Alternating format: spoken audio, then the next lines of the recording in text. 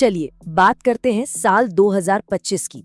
ये कोई आम साल नहीं था, ये वो साल था जिसने दुनिया के नक्शे को आप कह सकते हैं हमेशा के लिए बदल कर रख दिया।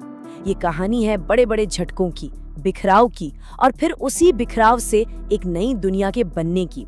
तो आइए जरा गहराई से समझते हैं कि आखिर उस एक साल में ऐसा क्या हुआ जिसने सब कुछ बदल डाला।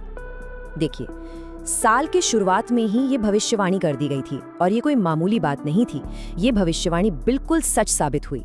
2025 में हुआ ये कि दशकों से चली आ रही पॉलिटिकल और इकोनॉमिक सर्टेनिटीज, मतलब जिन बातों को हम पक्का मानकर चल रहे थे, वो सब ताश के पत्तों की तरह ढह गईं, और दुनिया एक ऐसे अनजाने और खतरनाक रास्ते पर निकल पड़ी जिसके बारे में किसी को कुछ नहीं पता था।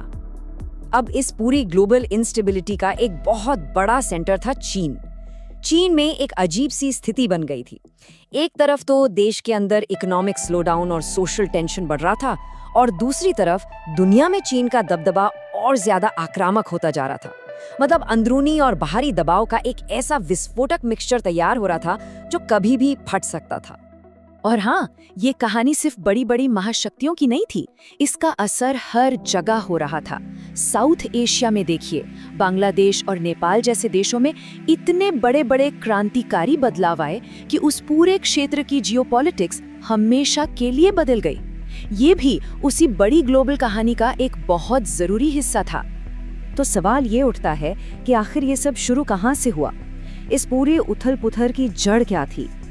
तो इसकी जड़ें थीं उन पॉलिटिकल शॉक्स में, उन राजनीतिक भूचालों में जिन्होंने दुनिया भर के एस्टैब्लिश्ड सिस्टम्स को जड़ से हिलाकर रख दिया था। इसकी सबसे बड़ी शुरुआत हुई अमेरिका से। वहाँ एक नए एडमिनिस्ट्रेशन के आते ही फॉरेन पॉलिसी में जमीन आसमान का बदलाव आ गया। पहले की तरह वैल्यूज या डेमोक्रेसी की बातें नहीं हो रही थी। अब एक नई पॉलिसी थी, सिविलाइजेशनल रियलिज्म। अगर इसे सीधे साधे शब्दों में समझे तो इसका मतलब था कि अब रिश्ते पूरी तरह से लेन देन पर आधारित होंगे। कोई दोस्ती या दुश्मनी नहीं, सिर्फ और सिर्फ मतलब की सौदेबाजी। और ये जो राजनीतिक बिखराव था ना, ये यूरोप के दिल तक पहुंच गया। जर्मनी के चुनाव नतीजों ने तो सबको चौंका दिया। जो ट्रेडिशनल पार्टियां थी, जैसे SPD, जो हमेशा सेंटर में रहती थी, उनका तो लगभग सफाया ही हो गया।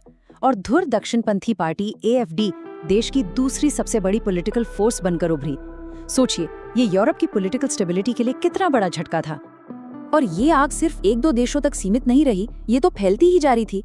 आप देखिए, फरवरी में बांग्लादेश में ऑपरेशन डेविल हंट शुरू होता है। मार्च आते आते तुर्की की सड़कों पर बड़े बड़े विरोध प्रदर्शन शुरू हो जाते हैं। अप्रैल में फ्रांस धुर दक्षिणपंथी प्रदर्शनों से हिल जाता है, और सितंबर में नेपाल में ZED विद्रोह ने तो सरकार को ही गिरा दिया। ये सारी अलग अलग दिखने वाली घटनाएं असल में एक ही कहानी कह रही थीं कि पुरानी व्यवस्था अब ढह रही है। अब देखिए, जब राजनीति में इतना बड़ा भूचाल आता है तो उसका असर अर्थव्यवस्था पर पड़ना तो तय है, और वही हुआ। दशकों पुराने ट्रेड रिलेशनशिप्स और इंडस्ट्रियल स्ट्रैटेजीज सब बिखरने लगी। चलिए देखते हैं कि ये सब कैसे हुआ। सबसे पहले तो अमेरिका और यूरोप के बीच एक बड़ा ट्रेड वॉर छिड़ गया। अमेरिका ने यूरोपीय कारों पर 25% का भारी भरकम टैरिफ लगा दिया। ये सीधे सीधे यूरोप की इंडस्ट्रियल इकोनॉमी के दिल पर चोट थी। दशकों पुराने अटलांटिक गठबंधन के ताबूत में ये एक और कील ठोकने जैसा था। इस ट्रेड वॉर और चीन से मिल रहे कंपटीशन का असर जमीन पर बहुत जल्दी दिखने लगा। यूरोप का एक बहुत बड़ा सपना था ग्रीन टेक्नोलॉजी में दुनिया को लीड करने का। उसकी सबसे बड़ी उम्मीद स्वीडन की कंपनी नॉर्थवोल्ट दिवालिया हो गई। ये यूरोप के लिए सिर्फ एक कंपनी का डूबना नहीं था, ये एक सिंबॉलिक हार थी। लेकिन देखिए, इस पूरी उथल-पुथल के बीच भी जो कट्टर दुश्मन थे, वो भी अपने फायदे के लिए डील कर रहे थे। अमेरिका और चीन के बीच हुआ बुसान डिटेंट इसका सबसे बड़ा सबूत है। अमेरिका को क्या चाहिए था कि फेंटानिल ड्रग्स का फ्लो रुके। चीन को क्या चाहिए था कि उसके मिनरल्स के एक्सपोर्ट पर जो बैन लगे हैं वो हटें। दोनों ने एक दूसरे की जरूरत पूरी की। ये प्योरली ट्रांजैक्शनल डिप्लोमेसी का बेहतरीन उदाहरण था। तो अब जब पुरानी दुनिया बिखर रही थी तो देश हाथ पर हाथ धरे तो नहीं बैठे थे। सबने खुद को बचाने के लिए और इस नए माहौल में अपना फायदा ढूंढने के लिए नई नई रणनीतियां बनानी शुरू कर दी। पुराने गठबंधन टूट रहे थे और नए समीकरण बन रहे थे। इसका एक बहुत ही दिलचस्प उदाहरण है बांग्लादेश। बांग्लादेश ने एक जबरदस्त जियोपॉलिटिकल यू टर्न लिया। एक तरफ अपने पुराने साथी भारत के साथ उसके रिश्ते खराब हो गए, तो वहीं दूसरी तरफ 15 सालों में पहली बार पाकिस्तान के साथ हाई लेवल बातचीत शुरू हुई और इस नए समीकरण पर मोहर लगा दी चीन ने, जब उसने तीस्ता नदी के जरूरी प्रोजेक्ट में पैसा लगाने का फैसला किया। अब जरा ये नंबर देखिए, 5%। ये क्या है? असल में ये यूरोप की घबराहट को दिखाता है। जब उन्हें लगा कि अमेरिका से सुरक्षा की गारंटी कमजोर पड़ रही है, तो नाटो देशों ने एक बहुत बड़ा फैसला लिया। फैसला ये कि वो अपने जीडीपी का 5% डिफेंस पर खर्च करेंगे। ये अपनी सुरक्षा को ट्रम्प प्रूफ बनाने की एक सीधी कोशिश थी।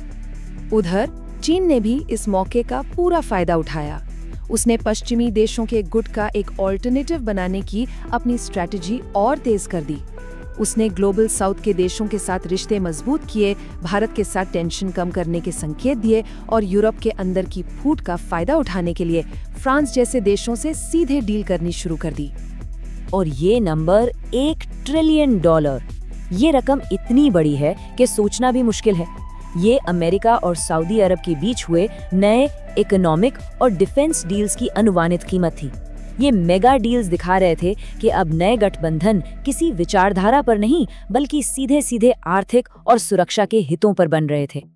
तो जब हम 2025 की इन सारी घटनाओं को एक साथ जोड़कर देखते हैं, तो हमारे सामने क्या तस्वीर उभरती है? तस्वीर एक ऐसी दुनिया की है जो एक नए दौर में दाखिल हो चुकी थी, एक मल्टीपोलर फ्यूचर, यानी एक बहुध्रुवीय भविष्य। 2025 के झटकों से जो नई दुनिया बनी, उसकी सच्चाई कुछ ऐसी है। पहली बात, कोल्ड वॉर के बाद जो ग्लोबलाइजेशन का दौर था, वो अब खत्म हो चुका है। अब दुनिया अलग अलग इकोनॉमिक ब्लॉक्स में बंट गई है। रिश्ते अब आइडियोलॉजी पर नहीं, बल्कि पूरी तरह लेन देन पर आधारित हैं। हर देश अपनी स्ट्रेटेजिक ऑटोनॉमी और मजबूत सप्लाई चेन को सबसे ज्यादा अहमियत दे रहा है। और ये नई व्यवस्था पहले से कहीं ज्यादा अस्थिर और अनप्रेडिक्टेबल है। और ये सब हमें एक बहुत बड़े सवाल के सामने लाकर खड़ा कर देता है। जब पुराने नियम टूट चुके हों, जब भरोसा खत्म हो चुका हो और हर देश सिर्फ अपने फायदे की सौदेबाजी कर रहा हो, तो ऐसी दुनिया में स्थायी शांति और स्थिरता आएगी कहाँ से? और इस नई दुनिया में स्थिरता की असली कीमत कौन और कैसे चुकाएगा?